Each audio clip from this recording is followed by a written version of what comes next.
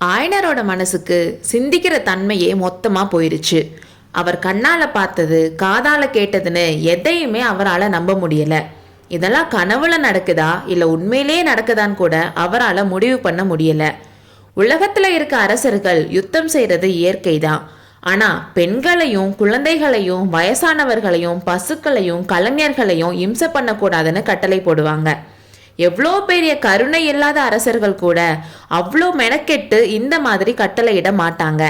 ஆனா ஒரு பெரிய சக்கரவர்த்தி தன்னோட படை வீரர்களுக்கு சிற்பிகளை எல்லாம் ஒரு காலையும் கையையும் வெட்டி போடுங்கன்னு கட்டளை போட்டது நடக்கிற காரியமா? அந்த மாதிரி கட்டளை போட ராட்சசர்கள் எல்லாம் சிம்மாசனத்துல ஏறி உட்கார முடியுமா? அதை அந்த நாட்டு மக்கள் பொறுத்துட்டு இருப்பாங்களா? அதுவும் புலிகேசி சக்கரவர்த்தி அந்த மாதிரி கட்டளை போட்டிருப்பாரு. யாரோட ராஜ்யத்துல எப்பவும் அழியாத வர்ணங்கள்னால வரைஞ்ச அற்புதமான சித்திரங்கள் இருக்கோ அவரா இப்படி கொடூரமான கட்டளை போட்டிருப்பாரு? அவர்தான் அப்படி கட்டளை இட்டாருன்னு அந்த தளபதி சொன்னது உண்மையா? அவன் சொன்னதை கேட்டு சிவகாமி மயங்கி விழுந்தது உண்மையா?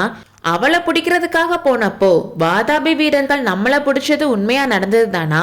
அதுக்கப்புறம் அந்த படைத்தலைவன் அங்க தெரிகிற பாறை மேல கூட்டிட்டு போய் 2 கையையும் காலையும் வெட்டி உருட்டி விடுங்கன்னு சொன்னது உண்மையா?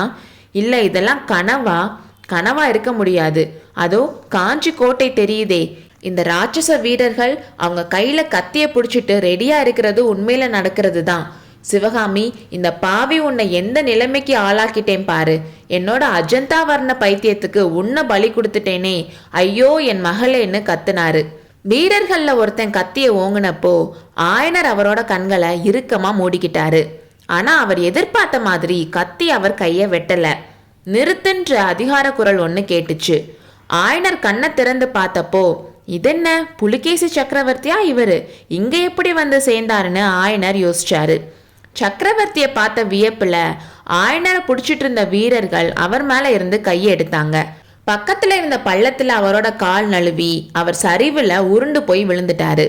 கொஞ்ச நேரத்திலேயே மயக்கமாயிட்டாரு.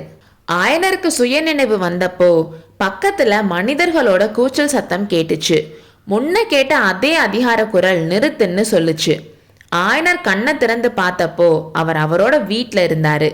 சுத்தி முத்தி பார்த்தப்போ வாதாபி சக்கரவர்த்தி கம்பீரமா நின்று எல்லாரையும் வெளியே போங்கன்னு சொன்னதும் வாதாபி வீரர்கள் வெளியே போனாங்க.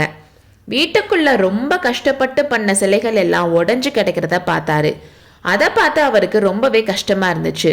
பக்கத்துல போய் சிலைகளை பார்க்கலான்னு பார்த்தப்போ அவரோட வலது காலில் வலியை உணர்ந்தாரு. எந்திரிக்க முடியல. அவரோட வலது கால் எலும்பு உடஞ்சிருச்சுன்னு அப்போதான் அவருக்கு புரிஞ்சிச்சு.